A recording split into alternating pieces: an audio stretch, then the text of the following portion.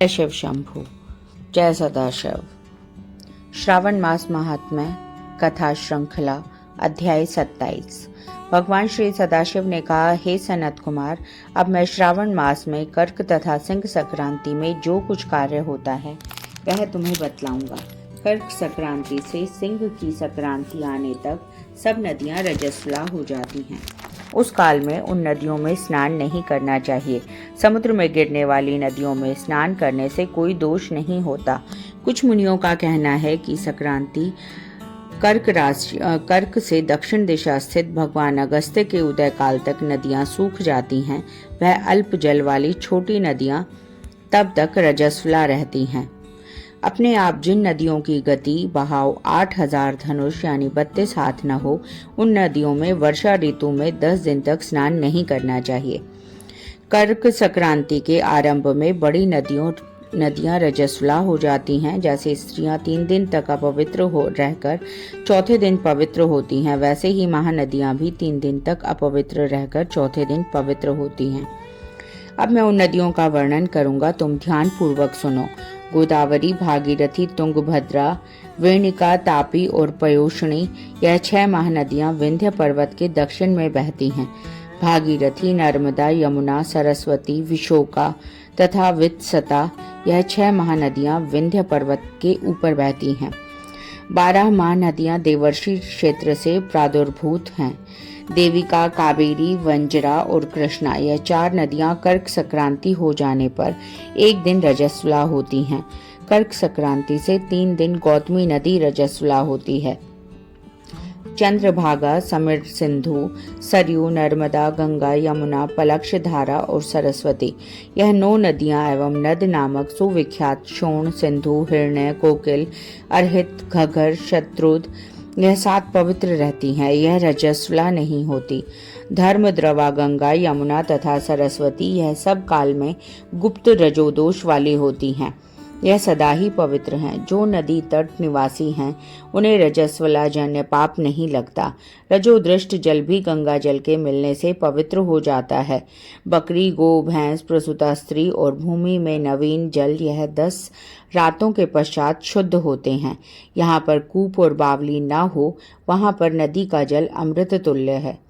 रजोष्ट समय में भी ग्राम निवासियों को नदियों का जल प्रयोग करने से कोई पाप नहीं लगता। अन्न द्वारा जल के निर्गत रहने पर रजोजन्य पाप नहीं होता।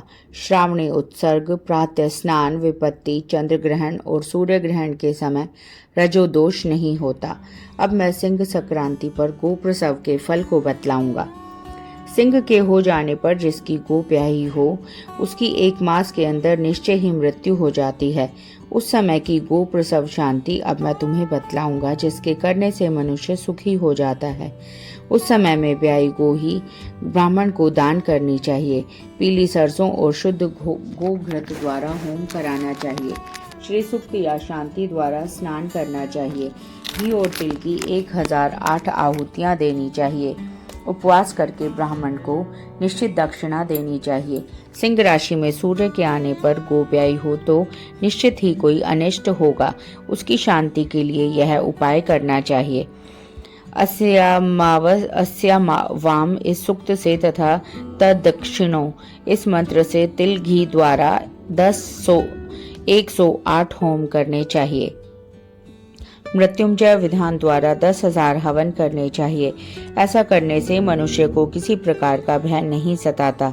इसी तरह यदि श्रावण मास में घोड़ी ब्याही हो तो शांति करने से दोष मिट जाता है। अब मैं श्रावण मास में कर्क या सिंह की संक्रांति होने से शुभ प्रतिदान के संबंध में कहूँगा। कर्क के सूर्य में घृत धेनु का, सिंह संक्रांति में सोने व छाते का दान करना चाहिए।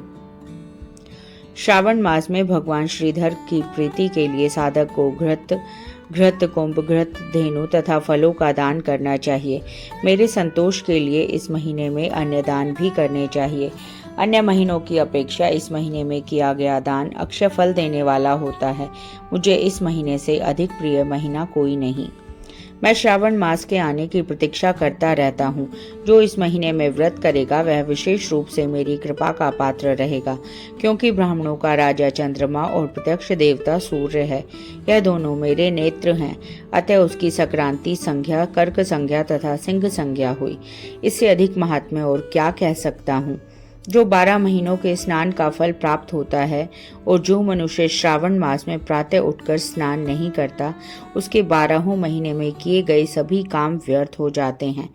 मनुष्य को यह संकल्प करना चाहिए, हे महादेव, हे दया सिंधु, मैं श्रावण मास में संयत हो प्रातः काल उठकर नहाऊंगा।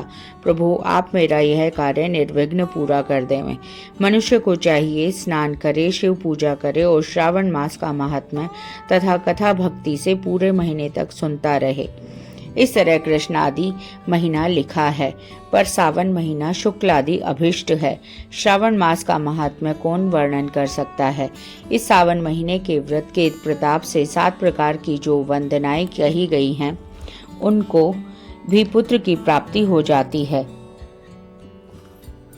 विद्यार्थी को विद्या, बलार्थी को बल, रोगी को आरोग्य प्राप्त हो जाता है। जो मनुष्य बंधन से बंधा हुआ हो वह बंधन से छूट जाता है। धनार्थी को इस व्रत से धन की प्राप्ति होती है और भार्यार्थी को स्त्री की प्राप्ति हो जाती है। हे जात, साधक जो भी इच्छा करता है उसकी सब इच्छाएं पूर्ण हो जाती हैं। अंत में मेरे लोक में आकर समीप रहकर हर्ष प्राप्त करता है। व्यास की पूजा मनुष्य को अच्छे कपड़ों और गहनों द्वारा करनी चाहिए। जिसने श्री व्यासदेव जी को प्रसन्न कर लिया, उसने मानो मुझे प्रसन्न कर लिया। हे, जो श्रावण मास का महात्म्य सुनकर भगवान श्री वेद व्यास का पूजन नहीं करता, यमराज उसके कान काट लेते हैं, जिससे वह बहरा हो जाता है। अतः मनुष्य को चाहिए कि श्रावण मास में श्री व्यासदेव की पूजा अवश्यमेव करे। जो भक्ति सहित इस श्रावण मास के महात्म्य को पढ़ता, सुनता या सुनाता है, उसको महान पुण्य की प्राप्ति होती है। जय सदाशिव, जय श्री हरि।